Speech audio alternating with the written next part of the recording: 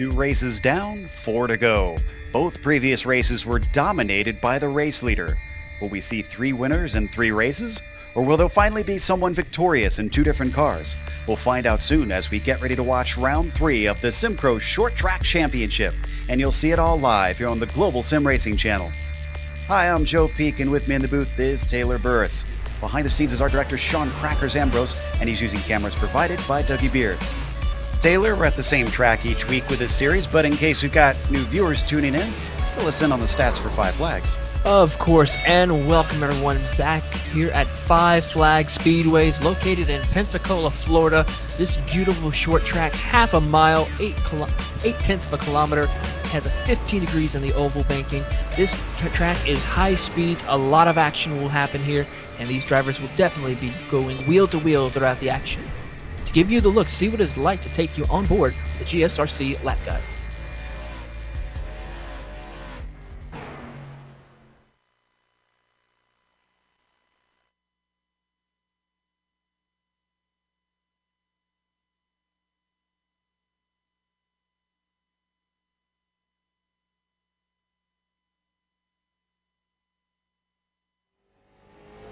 Hello everyone and welcome to the Global Sim Racing channel. I'm Brian Yazek, taking you for a spin around Five Flags Speedway in the GSRC Chevrolet late model. Without further ado, here we go. Down off into turn 1, real wide entry, but you really want to get this car centered right down to the bottom, letting it rotate around.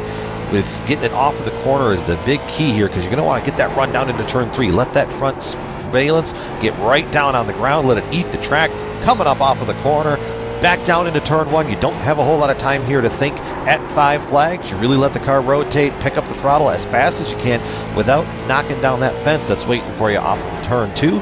Down into turn 3, letting it rotate around, taking a little higher float in, and then driving it straight off of the corner, across the line. That's going to complete our guide here around Five Flags. I'm Brian Yazek. Enjoy the show.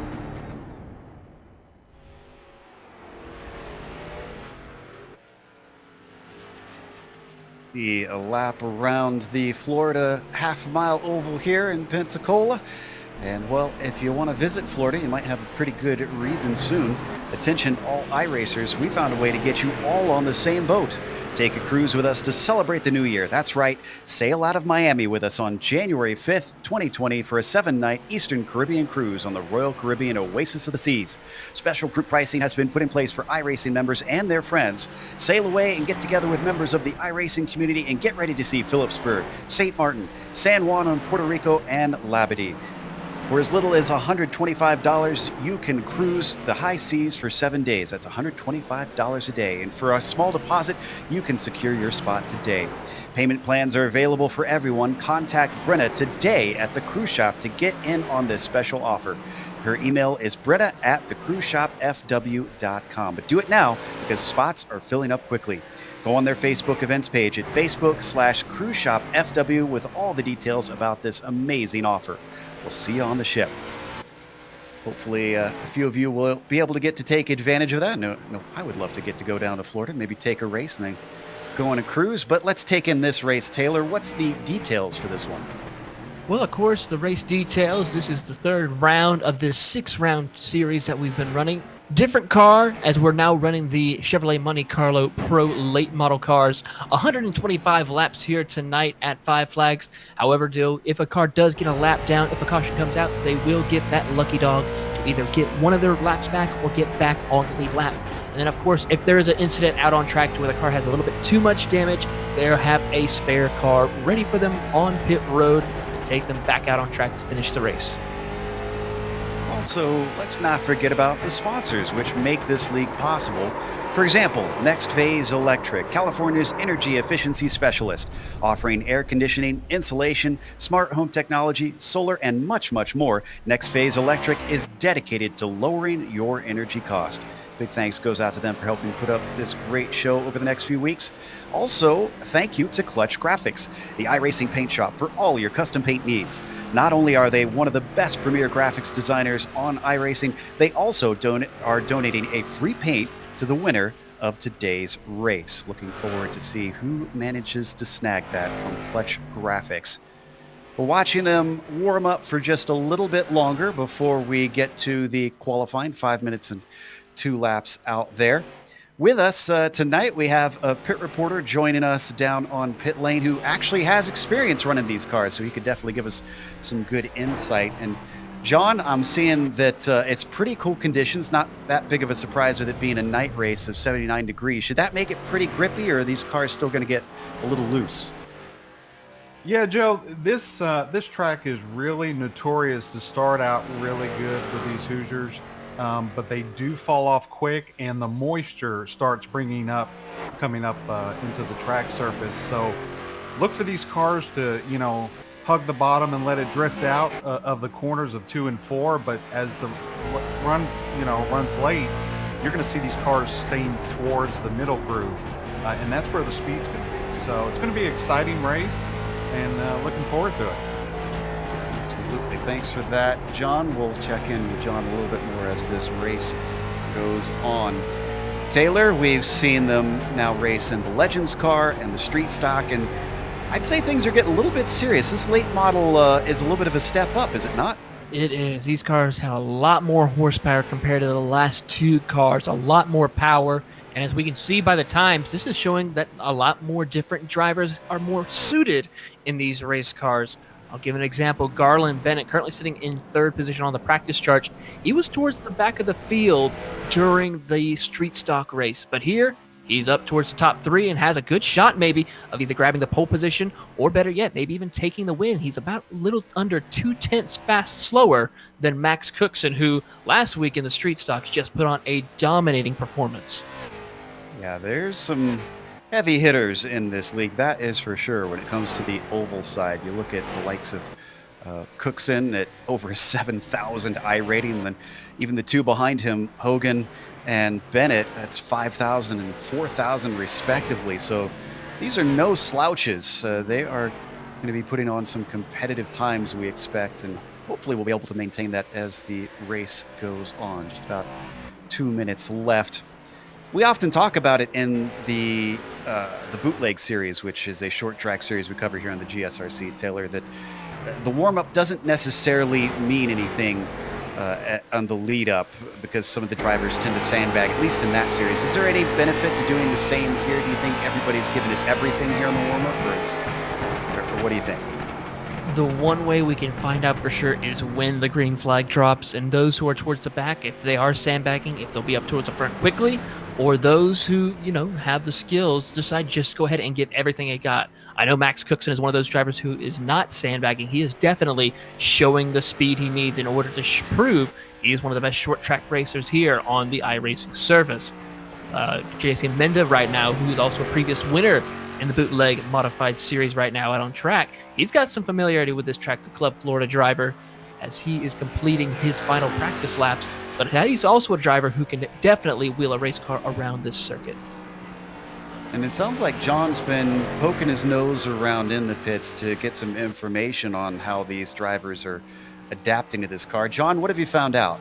Yeah, Joe, in talking with several of the team and crew members, they're kind of experimenting with the camber and the bite off the corner. So they're utilizing this time right now on the track to kind of gauge that and what the car's going to do in the long run, and more specifically in traffic. So this is a good session for them to kind of learn what they're experiencing with the setup, and hopefully put that to practice here during the race. It's going to be exciting. Thanks for that, John. Sounds like with that open setup, people are taking advantage to try and find that little bit of speed out there.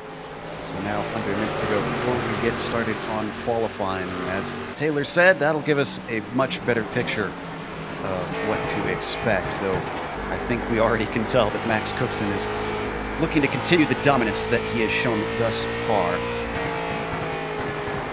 So about 30 seconds to go, and now this track, I've always noticed that a lot of drivers have complained about some of the darkness out there, Taylor. I mean, it seems from my perspective pretty lit up. Is it very different from inside the cockpit? It's maybe going to be a little bit darker compared to what we can see with our camera angles, but for the most part, the track is pretty well lit out on the track to where the drivers will be able to see quite clearly.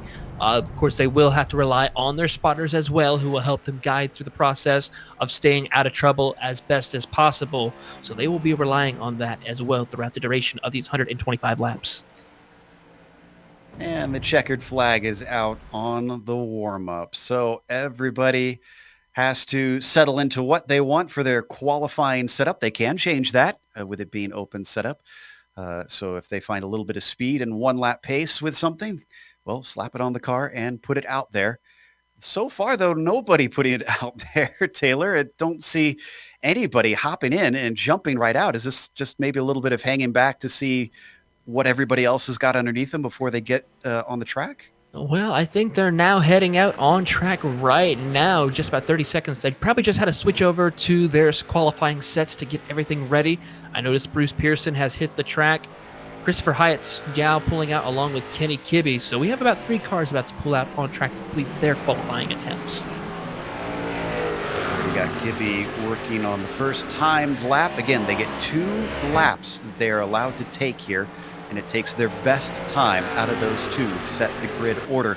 Kibbe comes across. What's this one going to hold? A 16.3. He's the first one to set a time, and it's going to be faster than Pearson, who follows him across. More reruns in the Bootleg Series we mentioned is coming around to set his first timed lap in the number 26. Let's see what the New Englander has got. 16.867. That's a bit slow. He's currently in 5th.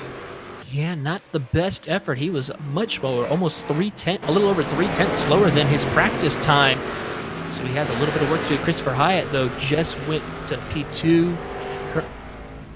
Oh, there we go. Donnie Moore moved up to 2nd place. Mendez now getting ready to complete his lap on his qualifying attempt. Coming to the line. Oh, Mills to the top. Sorry, Mills just took the pole away from everybody in that number 89, but we're still waiting on Max Cookson to set a lap. He's just on his warm-up lap right now. So on Mills' second lap, he does not improve. In fact, 2/10 slower. Yeah, a lot of drivers are trying to find the groove that they need in order to get the best attempt for qualifying. Some of them are showing that speed they need compared to what they were doing in practice, but for the most part, everybody's... Sorry. We're watching Cookson on screen, and he's abandoned his lap. Now, he started one, and will that count as his lap, or is that one... does that one not count for him? He's still got time to get out there, which now It depends. It depends on what lap he's in. So he's got at least one more lap. Boyd Higgins is, Boyd Hogan is out there putting laps in. His first one, whoa, good enough for pole. So he tops Jeff Mills now. That is a 16.275, and that's it for him. Now we've got the onboard for Cookson running up high here on the entry to 3, ducking it down low. Let's see if he likes this one a little bit better. His first timed lap will not count. This is going to be his only attempt to try and put himself in the field. He's the only driver so far to not have a time set. What's it going to be out of turn 4? He crosses the line with a 16.195. That is good enough for pole, and by nearly a 10th over Boyd Hogan. Cookson delivers once again. And I want to bring John back in real quick. John, we were talking a little bit about some of the lines that the drivers were working on, trying to find the groove out there. Are they going to drive a different line on these qualifying laps compared to what they might drive in a regular race lap?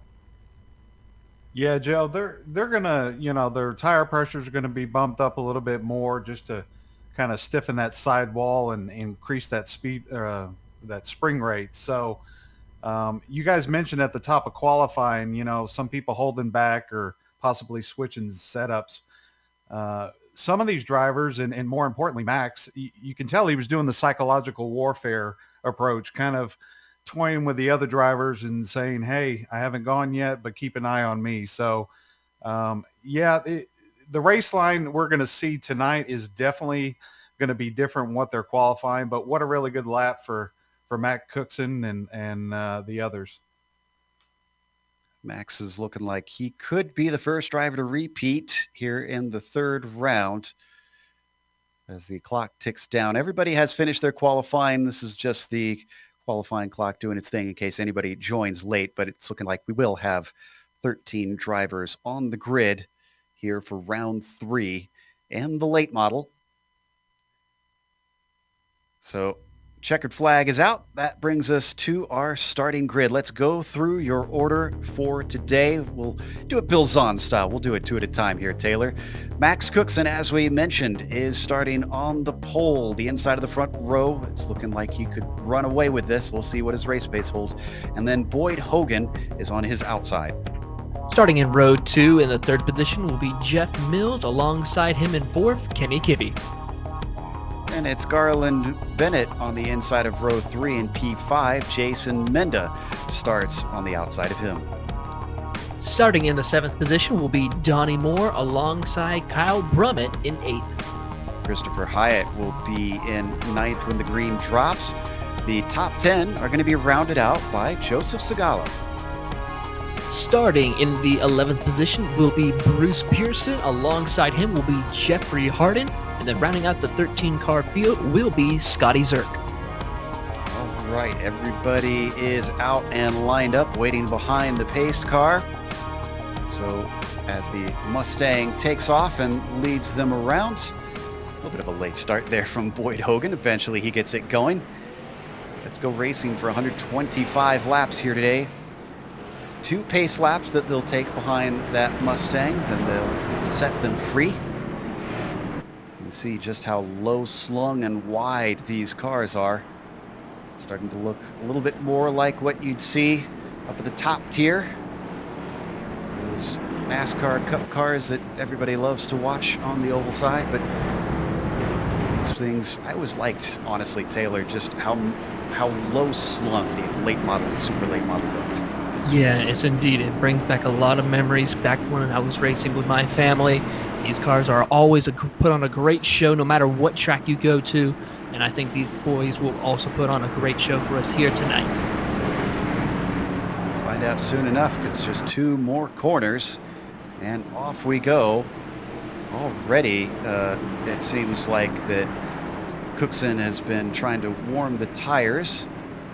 Still only 76 degrees on the track surface. There goes the Mustang pace car.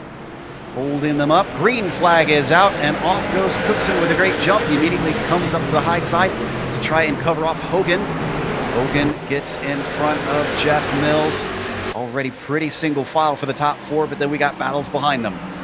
It's going into turn 3 and 4. Donnie Moore along with Jason Menda. They're battling it out for that 6th position. Donnie Moore, though, is able to make the pass coming out of turn 4. Now the 18 of Kyle Brummett will go to the inside of Jason Menda. Looks like pretty single file. Oh, up battle for second, though, because Jeff Mills looking to try and take that away from Hogan.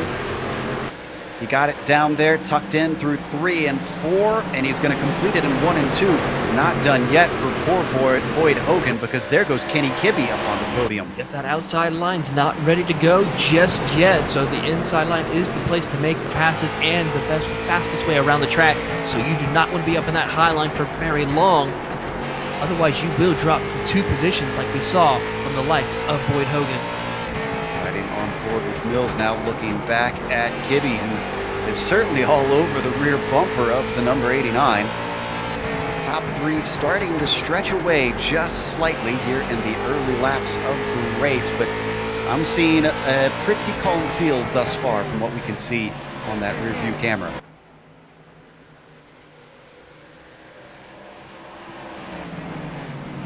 Definitely starting to pull away, as it is a half second back to Hogan. Whatever he had in qualifying doesn't seem to have it here in the early laps. Working his way around 5 flags. A little bit of a challenge for second by Kibbe. Poking his nose up to the high side off of turn 4, but really can't carry the speed past Mills.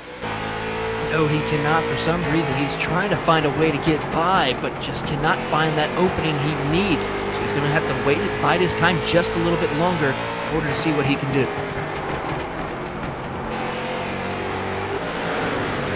And we understand we had Christopher Hyatt get into the wall. I thought I saw him slipping down the order. He's fallen to the back of the pack, but he seems to have regathered the car. Looks like John Ambrose managed to have his eyes on it. John, did he just understeer into it? What happened?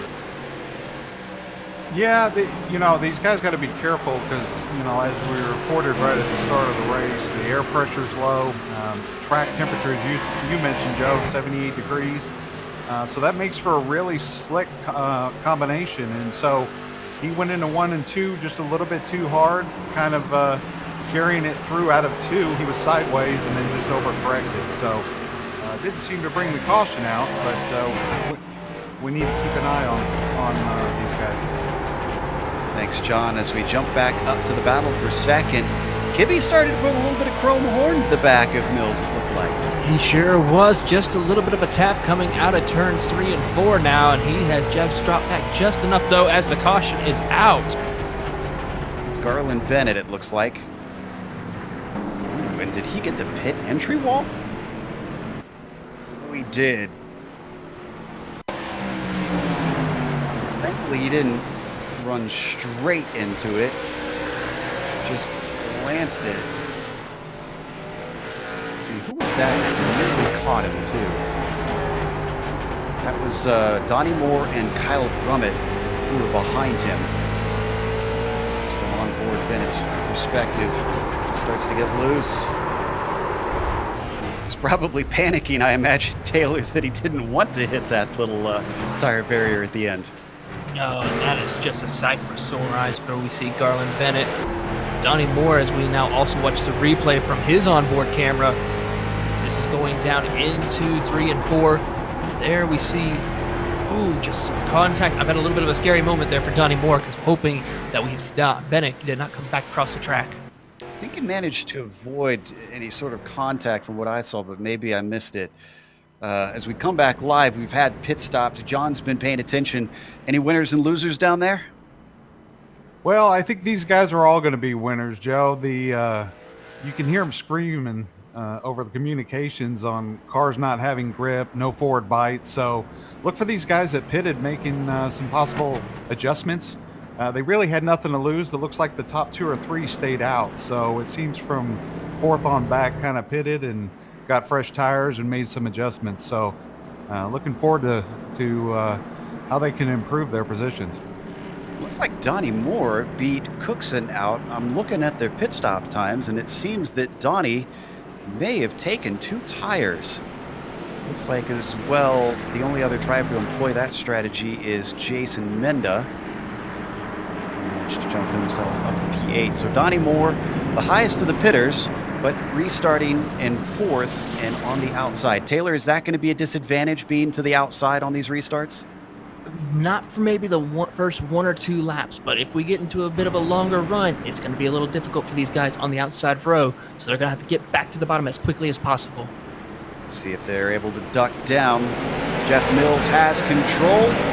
He accelerates away at the green flag as we get going on lap 15. Second place, Kenny Kibbe slots into line. Then it's a battle for third between the drivers who have pitted. Zagala down to the inside of Donnie Moore. Oh, and a little contact between Moore and Brummett. They both hold on to it under a puff of smoke. Beautiful control. It was amazing. Great driving by both Brummett and Donnie Moore. Surprised neither one of them was able to loop it back around, but they kept it straight on the narrow as best they could. Great driving from both of them. And guess who took advantage? Max Cookson is now the top of the drivers who have pitted. He's got himself into 3rd and has disposed of Zagala, but he's got a gap up to Kenny Kibbe. They pulled away by about a second with those dramas that we saw back there a few laps ago. 6th place, a little bit of battling between Moore after his dramas with Menda to his outside, and the one that he made contact with, Brummett, almost getting into him again. And they're going to go 3 wide, Taylor. Yes, indeed. They're going to go 3 wide, but they had to back off not to be able to. Caution is out. Yep, Menda got tipped around. He was on the high side. Moore was stuck in the middle, drifted up just the slightest bit. And in all of that, it looks like Brummett also started to spin on his own, potentially.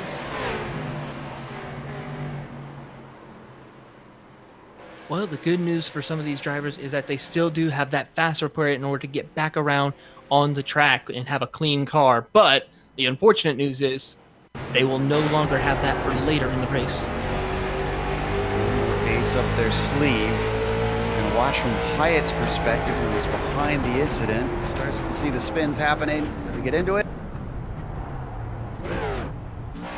Great driving. Oh, I think he came to the brakes quick enough. Anything, but he had to come to a complete halt, it looks like.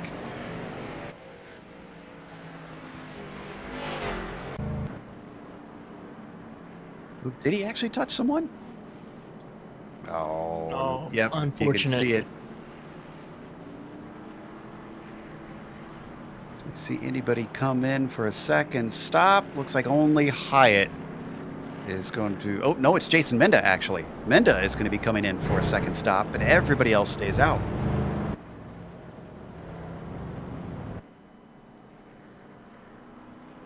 He was already pretty far to the back. He was the next to last car in line, so he shouldn't be losing out too badly.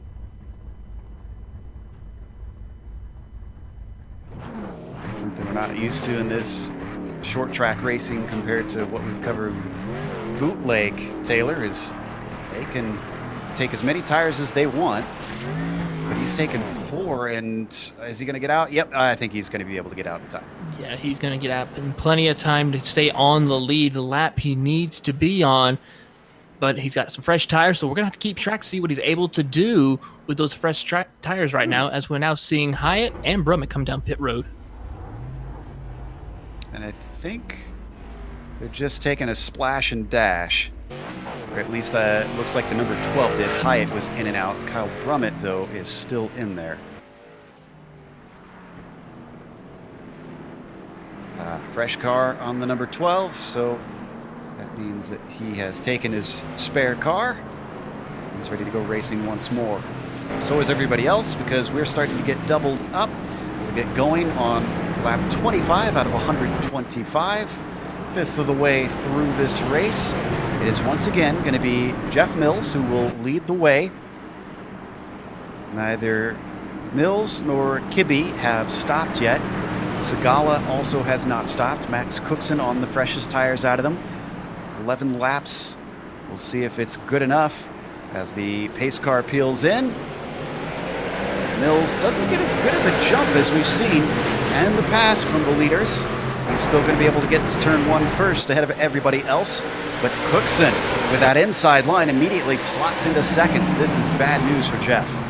It is indeed, and right, he's now all over the back bumper. We have that battle for lead getting ready to heat up, and right behind them, that battle for third between Kibbe and Hogan as well. Coming out of turn 2, it's still going to be Boyd has that inside line. Kenny Kibbe's got to find a way to either get past him or slot in behind and get to the inside as quick as possible. Otherwise, he will lose multiple positions. Hogan is not willing to give this one up, but neither is Kibbe until finally the grip gives away. He looks for an over-under, though, as he gets into the back of him slightly, and we got a battle for the lead starting to happen as a caution comes out, preventing Cookson from getting it. Looks like Jason Menda. Oh, my goodness. Menda and Bennett involved in this one, as well as Sir. Yeah, that's not going to be good for a lot of drivers right there. And Bennett's already had his fast repair, so he is pretty much done if he cannot get that car fixed too much. I don't know if Menda's already taken a fast repair as well, so that's something I have to keep an eye on as well. Scotty Zerk, I believe he might be enough to have a fast repair, but we'll have to wait and see. So we come back live, more pit stops, and now everybody is going to have at least one stop underneath them. John, I'm seeing a few smoking cars. I assume some spare cars are being taken, but what's the story so far? I tell you what, it's like used cars down here. They're wheeling and dealing and putting them out there. So interesting strategy for Cookson, Brummett, and Pearson. They stayed out on the track, and I got to be honest, that is a great strategy considering that Kyle, 18, he's been in the back where these accidents have been. So it's going to be interesting. But these guys here are taking advantage of this yellow, getting 4 fresh Hoosiers and any fast repairs that they can. Most of them back out. Looks like Garland Bennett might have used up his spare car because he's still sitting in the pits smoking. And we know that poor Christopher Hyatt has used his, so he's taken a lot of repairs. They are going multiple laps down, unfortunately. A spate of cautions, and 2 of them so far, Taylor, we've seen have been because of 3 wide situations. Yeah, unfortunate for that. I mean, 3-wide racing is awesome and amazing action to watch, but it also can cause a lot of issues for drivers. And unfortunately, some of these drivers are not going to be able to continue for the rest of this race, as Christopher Hyatt has just now decided to pull it behind the wall. His night is going to be done for today. The first 2 rounds, we didn't see too terribly many cautions, but this one has been somewhat plagued. Hopefully we can get this cleaned up, and we've got a little bit of shuffling of the order, so that might not help the situation, but it could certainly spice up the racing. Most certainly, and plus a couple of new drivers are starting to work their way up into the top 5. Jeffrey Harden has made his way into 5th position, so let's see what he can do. He's always had a quick car, so let's keep an eye and see what he can do here tonight at 5 Flags. Number 1 is going to restart in the number 1 spot. Max Cookson, last round's winner, is eyeing another win here in the late model. The pace car is in, waiting for the green flag. It is out. We go racing once again.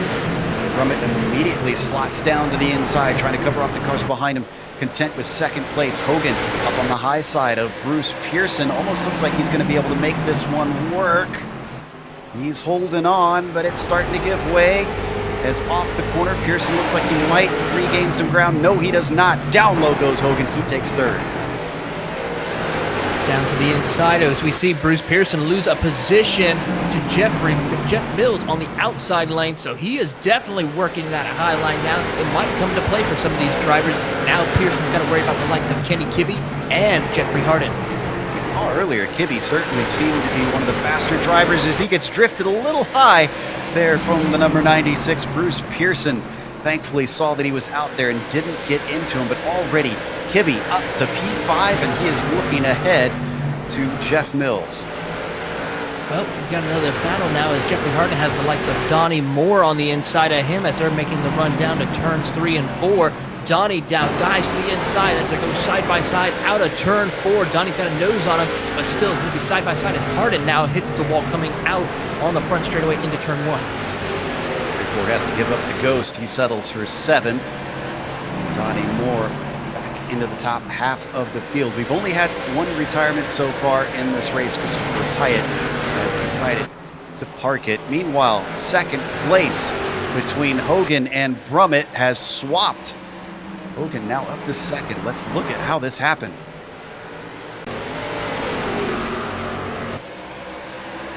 He's got a nose inside down the backstretch. 3 and 4. See the great deal on the 18. Great textbook pass from Hogan as he's now going to try to see if he can find any way to catch up to the back bumper of Max Cookson. Currently 6/10 behind, but still a lot of laps still left in this 125 lap race. Starting to get a pretty good green flag run going. Here's the 51 of Boyd Hogan. Attempting to see if he's got anything for Max Cookson. Behind him ever since he left Kyle Brummett back there. Well, Brummett's been dealing with Jeff Mills, but he might not deal with him much longer because Mills is to the inside. He's passed. He's not fully passed, though. The 18 tries to carry the speed up on the high line and off of turn 4. It's a drag race down to 1 once more.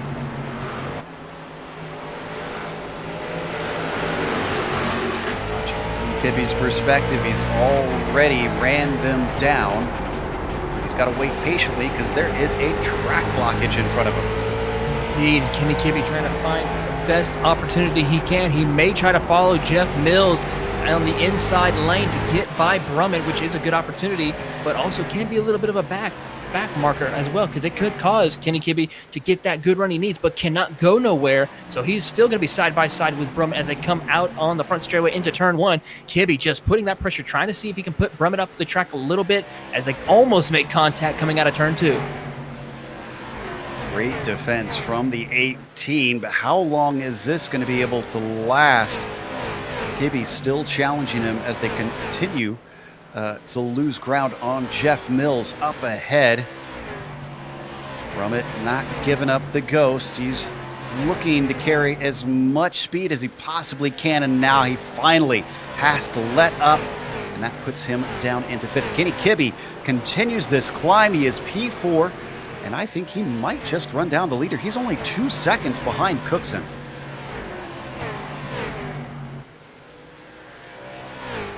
Cookson did not come in to take tires last time around. So despite his speed over the rest of the field, he's 1.5 seconds ahead of Boyd Hogan. How long will those tires last?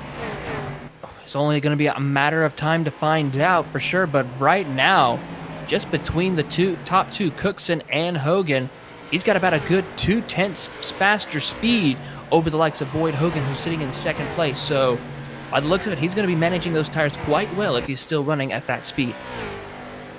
Let's check in with John because he's had some time with nobody down on pit lane. And we've got a caution. Looking to see who this is. Is this Jeffrey Harden? It is Jeffrey Harden. Lone car incident. Once again, getting loose in 3 and 4. Has to catch it, but doesn't stay out of the wall.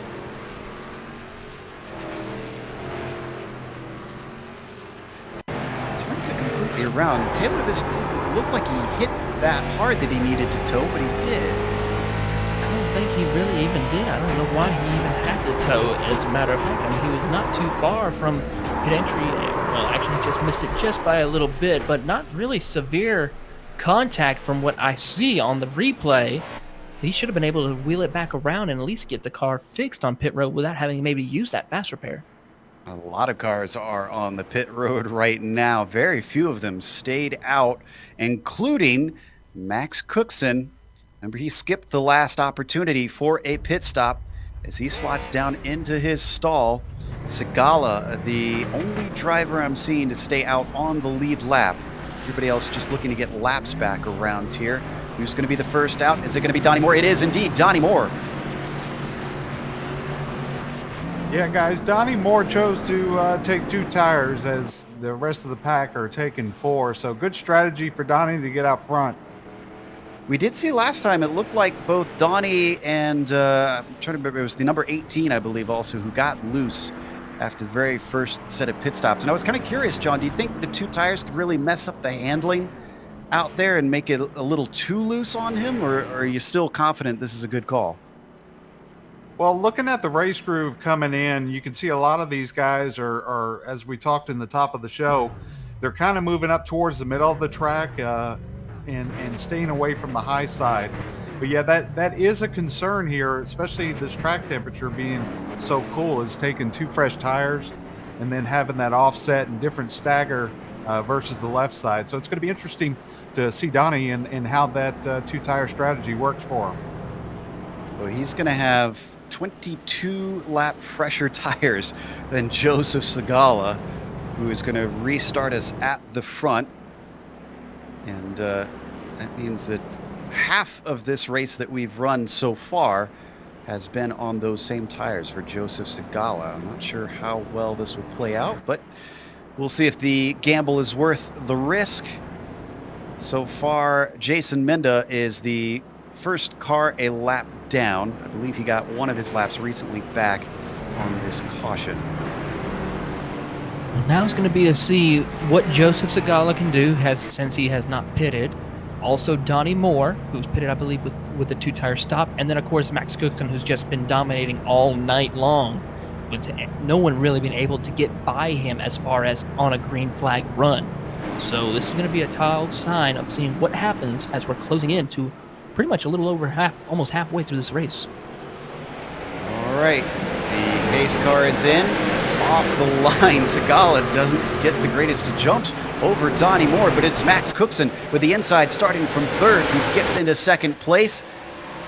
He's looking to the low side immediately and sends it in hard. As Joseph Segala has no answer, he gives way, drifts up to the high side. Donnie Moore trying to follow through to continue into second place. I think he's going to manage to get that, and boy, that 81 is struggling. It is indeed. I mean, now 3 wide going out in 3 and 4. Contact there with Kenny Kibbe. That's going to send him back a little bit. Not a good idea to be doing that on that high line, especially through turns 3 and 4. So Kenny Kibbe now has to gather it back up and see if he can try to make a cleaner pass with Joseph Segala going back into turn 3. This moves Boyd Hogan up into second with Brummett into third and Jeff Mills fourth. Donnie Moore's risk of taking 2 tires is backfiring a little bit. He's down to 5th place considering he restarted in second, and he's dropping off of the top runners already.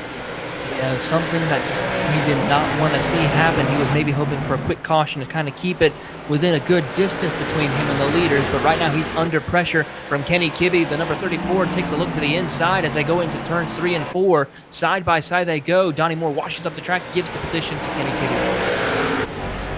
Donnie's fallen back almost as quickly as Joseph Segala, who we know was on completely old tires, so I don't think that 2 tires is going to be the good call from now on from what we've seen, unless maybe the tires are much, much older. Meanwhile, we've got a battle for second because Kyle Brummett up to the outside of Boyd Hogan looking to take it away. Hogan taking that inside line while Brummett's trying to stay on the high line as best he can as they come off of 3 and 4. There we see Hogan gets a good run, but still Brummett's holding strong while we see Jeff Mills in that 89 right behind him. As we now have a new person back in second place, Boyd Hogan holds on to second place. Brummett, though, in that high line, he needs to duck down as quick as possible. Jeff Mills is going to fill the hole, and the battle for P3 is going to heat up. Mills is trying to stay in there, and Kyle Brummett, who, once again, we've seen this before, is up on the high side and trying to cling on for dear life.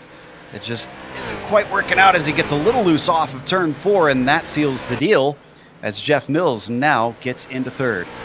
Well, now Brummett's got the inside line now. If he can hold on to that position as we go on board with Kyle Brummett. There you see right in front of him Jeff Mills just having a good line. He's not pulled away completely, so if one small mistake from Jeff Mills happens, Brummett is right there to capitalize as well as Boyd Hogan. Oh, and Mills is going to capitalize. He gets to the inside of Hogan. Makes it almost look easy. Through 3 and 4, he is well ahead, and the 18 through the next 2 corners will follow through as he almost gets into the back of Mills. Brummett still manages to get into P3. I'll tell you what, guys. Kibbe is enjoying this. He's in the catbird seat. He's just waiting for these 3 guys to make a mistake, but even if they don't, the fighting side by side has caused him to catch up and turning amazing lap times. Already, he's not waiting around as he gets to the inside of Hogan through 3 and 4. Hogan seems to be struggling a bit as the laps tick on to these fresh set of tires that he put on not too long ago. That moves Kibbe up to 4th, and he sets his sights now up to the rainbow, number 18. Kenny Kibbe now is doing a great job, moved his way into the 4th and is closing in. Their lap times were completely almost identical coming to the line last time by. Only one who's still showing the fastest consistent speed right now is Max Cookson, right now running a 16.73 across the line. That's almost about maybe a 10th or 2 faster. Actually, yeah, a little over a 10th faster than Jeff Mills. Who could yet run away with this thing, but we are likely to have at least 1 or 2 more cautions before this is done. We ride on board with the number 18 looking back at Kibbe behind him. Brummett is certainly staying stuck to the rear bumper of Jeff Mills, though not making any attacks currently. No, not making any attacks, not putting any pressure, though we still have a lot of racing to go. As We see Brummett make a little bit of a mistake right now. That gives Kenny Kibbe the momentum he needs to try and get to the back bumper as he takes the higher line, a little bit a lane higher compared to Brummett going into 3 and 4, and he gets a good run off. Let's see what he can do if he can get a little bit closer to the back bumper as Brummett loses a little control right there. That causes Kibbe to have to check up. Now Hogan's come into the battle. 3 cars battling for 3rd position. Kibbe goes to the inside of Brummett, side by side as they come off turn 4. Both of them still not giving up. Brummett still has the high side momentum to keep him going. Kibbe, though, still using that inside line. He's going to complete the pass as they come out of turn 2. 2 laps in a row that turns 1 and 2 did not go well for Kyle Brummett. Something about that end of the course is not agreeing with him. So that puts him now back to 4th place. Kenny Kibbe up to 3rd. I think John was right. The number 34 is on a tear, and he's got a fast car underneath him. He does indeed, as we see him coming up closer and closer. Between these top 3, it is still Kenny Kibbe who's got the faster car, running a 16.8.8 compared to the likes of Brummett and Hogan, who ran in the 17.0s bracket. So they have a little bit of work to do to try to keep up with Kenny Kibbe as they come out with lap 77 complete. Up to Max Cookson, just to remind us who the leader is. He's 2.3 seconds ahead of Jeff Mills. He continues to stretch away. I suppose the telling thing will be whether or not Kibbe catches Mills, and then if Kibbe can start to run down Cookson as well. They start to overtake lap traffic. Scotty Zerk, who is now 1 lap down, tries to stay up to the high side and stay out of everybody's way.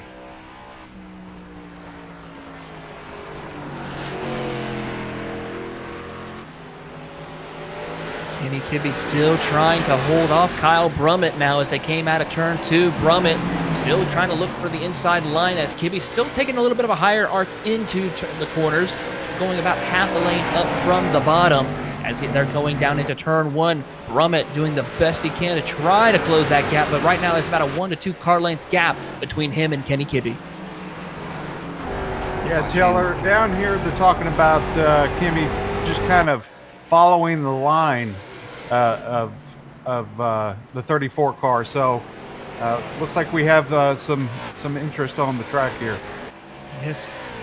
Brummett just managed to overtake Kenny Kibbe, which is a definite reversal from what we were seeing before. Maybe Kenny just used up his stuff. Let's take a look at how this all went down. Is there an error or? I believe the car got a little bit too loose. You see the wiggle right there in the middle of 3 and 4, and then Brummett just took to the inside and made the pass work. So this now has been a boon to Jeff Mills because he's now pulled away about 1.3 seconds back to 3rd place. He can focus ahead, although I'm not sure it's doing much good because he's already lost another second to Cookson. Back to left at this point. Pearson is the next one up for him, but he's got about a 1/4 of a lap to get to him. Still about 8 cars are still on lead lap, so still putting on a good show. Jason Menda hoping for another caution. I think he might be able to get something, maybe get inside towards the top 5 if we do get that final caution before this is all done. But right now, he is still going to be holding on to that 9th position 1 lap down. By far the longest green flag run we've had, so this is sort of new territory for these drivers on the tires and how much they've been worn in. Indeed, pretty much everybody on 35 to 36 laps on these tires. The oldest ones are poor Joseph Segala, who's got 57 laps on those tires because he did not pit last time. He might be regretting that. Yeah, unfortunate for Segala. His last lap was a 17.28. He's anywhere between 2 to 3/10 slower to the likes of our major front runners as far as those in the top 2 or 3. So he's trying the best he can to just stay out on track as best he can. I believe I saw Donnie Moore pull down pit road. Yeah, guys, Donnie came into pit road and parked it. We're waiting to see what transcends here. Not sure if this is a strategic stop or if he is just calling it a day. We'll find out if he comes back out on track.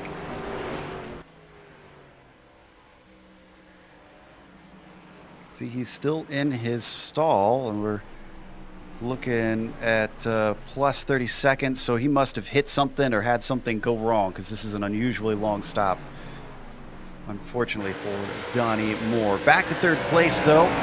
Kibby's got the car underneath him, and he's raring to get back onto the podium.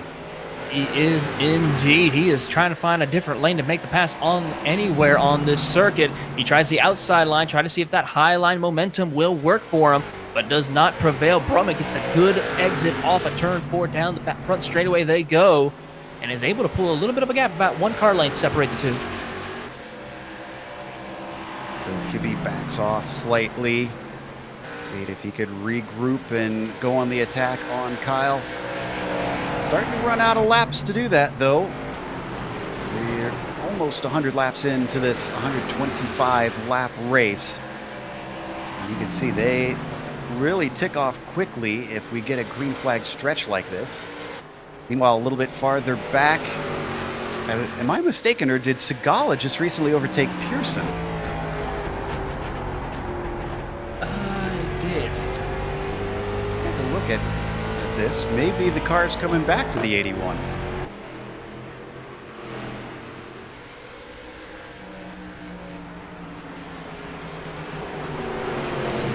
High side.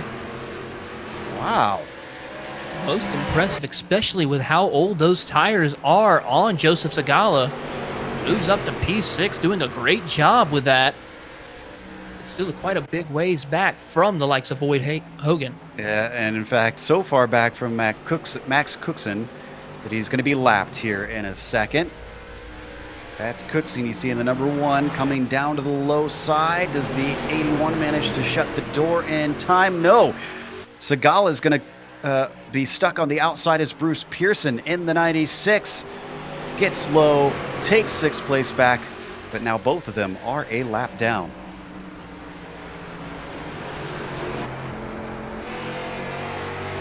Pearson's perspective, looking back at Joseph Segala. The late model with a little bit of damage on the front and almost gives a little bit more as he nearly gets into the back of the 96. Close racing action between the likes of Bruce Pearson and Joseph Segala. Great racing. I mean, Segala with very old tires, hoping for a caution to come out to help him get back, either on the lead lap or some at least fresh tires to where he can be a little bit more competitive. Still showing he's got a good, strong car, at least battle with the likes of Bruce Pearson. Looks like Segala's going to take a little look down to the inside, but that high side looks like it's starting to come in as Bruce Pearson, maybe not, gets a slow run off of turn 4. This allows the 81 down to the inside and back into P6 for Segala. Great noticing through the situation and attacking on that when it came to it. So Joseph Segala now has to start figuring a way to try and pull away from Bruce Pearson as they come out of turn 4 down the front straightaway. He's got about a car length lead. Jumping back up now to Jeff Mills. Kyle Brummett has not only left Kenny Kibbe behind, but he's run down the number 89 car. So the Skittles machine is obviously starting to come, it seems like it's coming back to him almost. Maybe he was taking it easy early on. Some drivers in long, especially these long 100-plus lap races and late model races, will try their best to conserve their tires as best they can in case of long green flag runs like this. So that way they might have the better tires toward the end of a run, unless a caution does come out. It's like only 1 lap of those was significantly faster for Brummett. That was lap 100. Everything else was a little slower, so I'm surprised to see him start to get close here. Now they're dealing with that battle that we were watching for 6th place between Segala and Pearson. Those two just going to, looks like, pull up to the high side as Brummett finally frees himself of those two.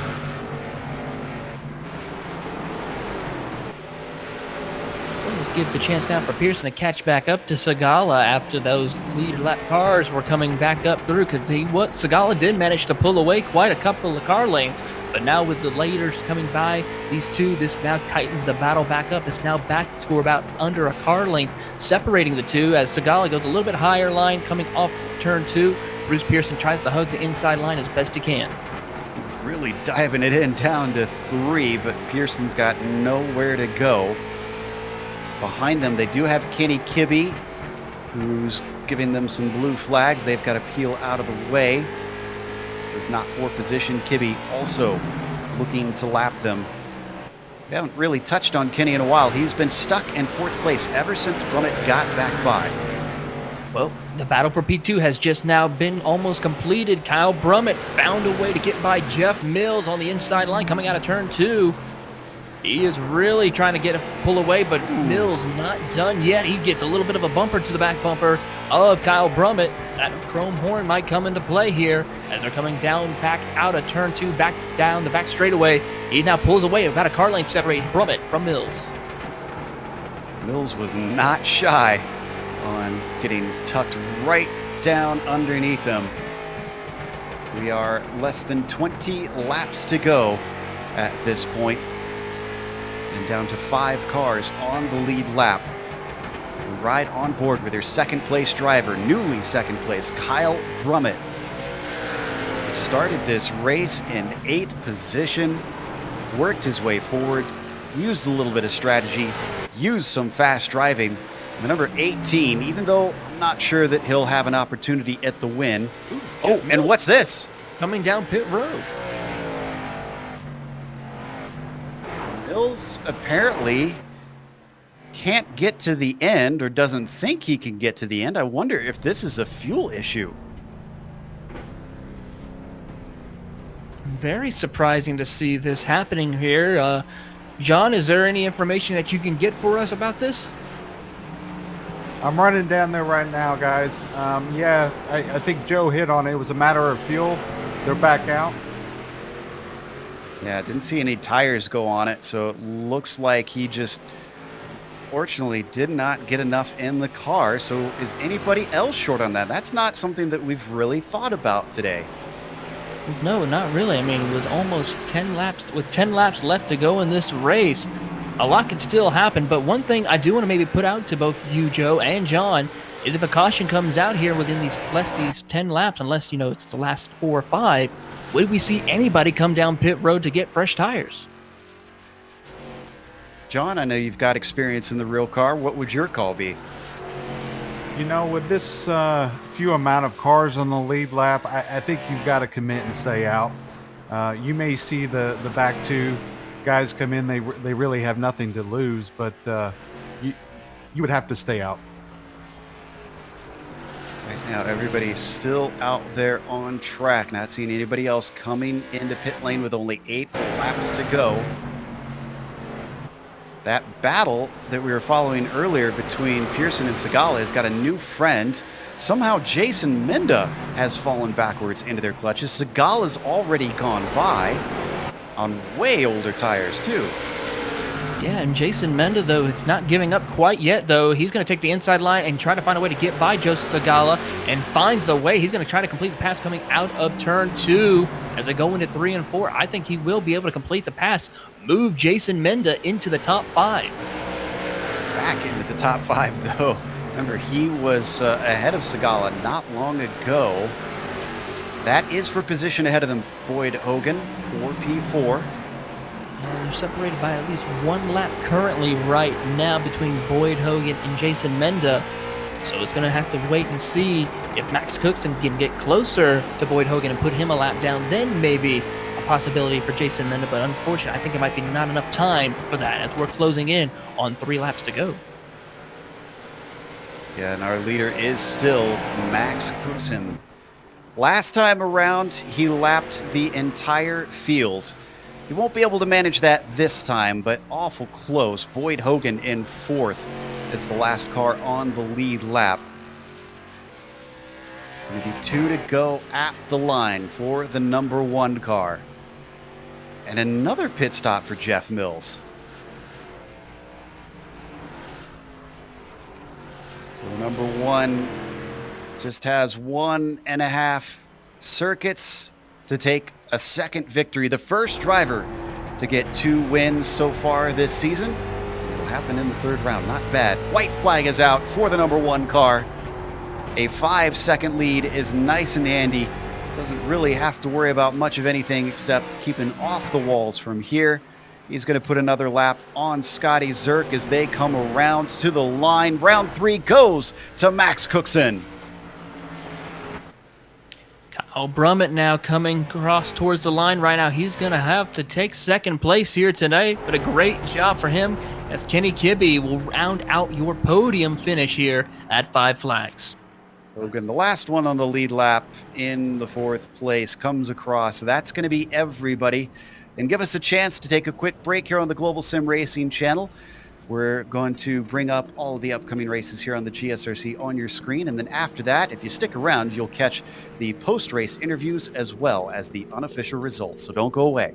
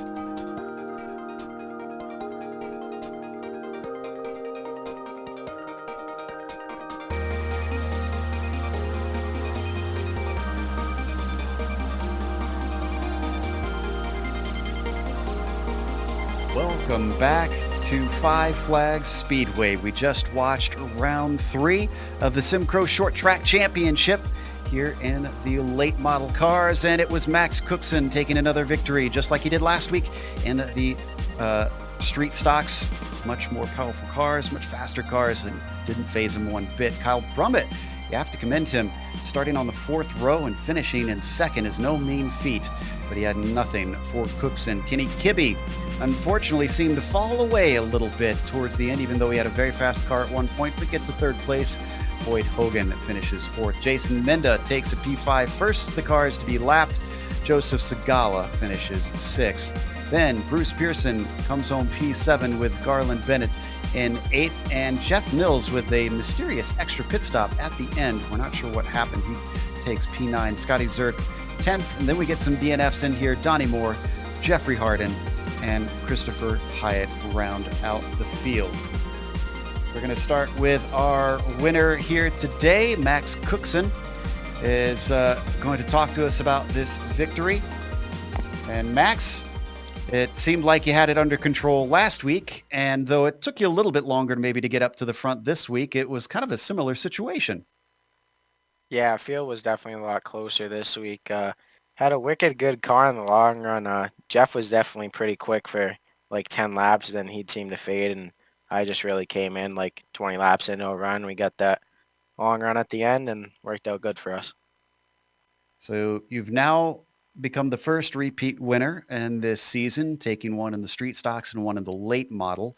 Do you consider yourself pretty versatile on short track type oval cars, or you tend to focus more on one single car here in iRacing? Yeah, I always been a big fan of the short tracks, late models, tour mods, and just short track. I just like short track racing. I'd say it suits you pretty well, considering you lapped everybody last week and lapped all but 3 cars this week. Do you have anybody you'd like to thank before we let you go? All the guys over at Accelerate, Danny Williamson, James Curl, Jeremy Root, Daniel Pope, Corey Dunn. They make some pretty hauling sets. That certainly helped you to victory lane today. That was Max Cookson, our winner in round 3. Up next, our third place driver has been caught up by John Ambrose down in the pits to talk about his podium. Hey, thanks, Joe. We have Kenny Kimby with us, starting 4th, finishing 3rd. Kenny, you certainly turned a blistering lap there during the race pace, actually the fastest lap. Tell us about your race.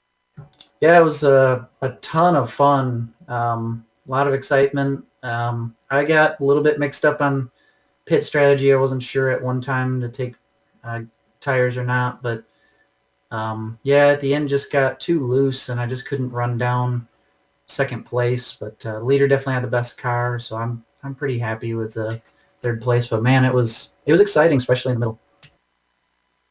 Yeah, Kenny, we were watching there, especially on the pit stops. Did you happen to make any changes to the car during that second pit stop?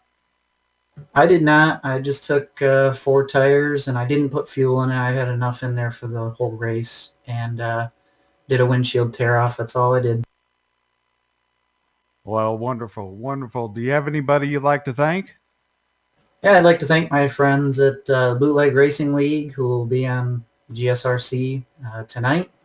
And everybody at Nocturnal Gaming, all my friends were there, and you guys for putting on this thing, and Jeffrey Harden, too, for organizing the SIMCRO Championship. Well, excellent. Well, ladies and gentlemen, that's your Michigan driver, Kenny Kimby, finishing 3rd today. Well, Mid-South driver Kyle Brummett managed to come home 2nd, tasting a little bit more champagne than Skittles right now from the Skittles car. Kyle, it looked like at the end of the race you were incredibly strong, though in the middle you fell back a little bit. Was that by design? Did you kind of save your stuff for the end? I wish I was that smart, but no, the car was in pretty terrible handling position there in the middle of the race. I showed up just in time for qualifying, didn't get any laps in, so I jumped in a green car, and first few laps it showed. I got into the 26 car there early, saved it once and wasn't able to save it the second time. And just powered through on a few of them cautions, changed a little bit of wedge, made a ton of air pressure adjustments, and there at the end she was pretty stout. I don't think I was stout enough for Cookson, but it was good enough for second. Yeah, it seems like Max is going to take an extra special effort to try and chase him down. Looking at the remaining cars of the season, are any of them particularly a specialty for you that you think you could maybe have an edge over Max? I'm pretty good in the modified, and the super late models, I'm decent. Max has got a pretty good team over there at Accelerated Motorsports, so he'll be tough to beat in that one too, but I think the modified will be my wheelhouse. Well, we look forward to that. I think Max needs a little bit of competition up at the front, but still, again, a fantastic job getting a 2nd place today. Thank you. That's a 2nd place in the Legend cars and a 2nd place in this now. Hopefully we can pull off a win in one of these. You're getting awful close to it. That was Kyle Brummett, our 2nd place finisher. Last driver we're going to be able to talk to today before we close up shop.